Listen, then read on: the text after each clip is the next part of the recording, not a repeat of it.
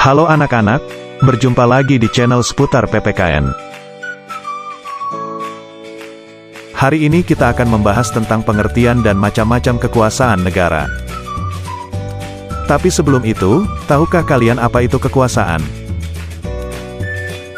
Dan apa saja macam-macam kekuasaan yang dimiliki oleh negara? Semua pertanyaan tersebut akan kita bahas hari ini, disimak dengan baik-baik ya. Pengertian kekuasaan. Konsep kekuasaan tentu saja merupakan konsep yang tidak asing untuk kita dengarkan. Dalam kehidupan kita sehari-hari, konsep ini sering sekali diperbincangkan, baik dalam obrolan di masyarakat maupun dalam berita di media cetak atau elektronik. Lalu apa sebenarnya kekuasaan itu? Secara sederhana, kekuasaan dapat diartikan sebagai kemampuan seseorang untuk memengaruhi orang lain, agar melakukan tindakan-tindakan yang dikehendaki atau diperintahkannya. Sebagai contoh, ketika kalian sedang menonton televisi, tiba-tiba orang tua kalian menyuruh untuk belajar, kemudian kalian mematikan televisi tersebut dan masuk ke kamar untuk belajar. Atau misalkan pada lingkungan sekolah, sebagai siswa kalian tidak boleh untuk datang terlambat, dan apabila terlambat tentu saja kalian akan mendapatkan teguran oleh guru di sekolah. Contoh-contoh tersebut merupakan perwujudan dari kekuasaan yang dimiliki oleh seseorang atau lembaga. Lalu apakah negara juga mempunyai kekuasaan? Berikut penjelasannya. Macam-macam kekuasaan negara.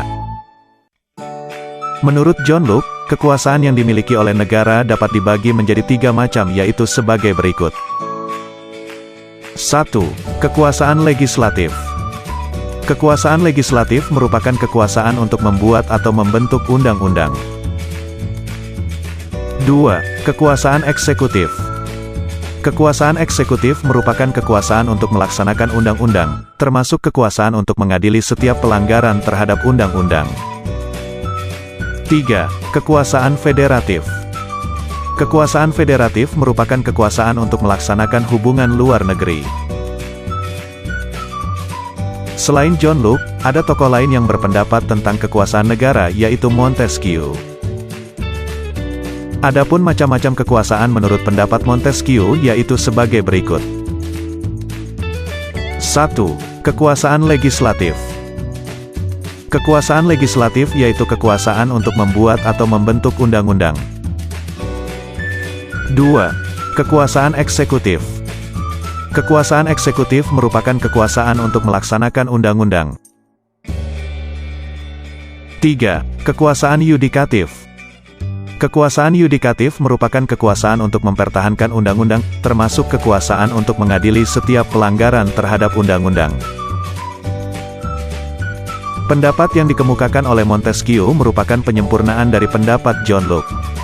Kekuasaan federatif yang dikemukakan oleh Montesquieu, dimasukkan ke dalam kekuasaan eksekutif, dan fungsi untuk mengadili dijadikan sebagai kekuasaan yang berdiri sendiri. Ketiga kekuasaan tersebut dilaksanakan oleh lembaga-lembaga yang berbeda yang sifatnya terpisah. Dan teori Montesquieu ini dinamakan trias politika.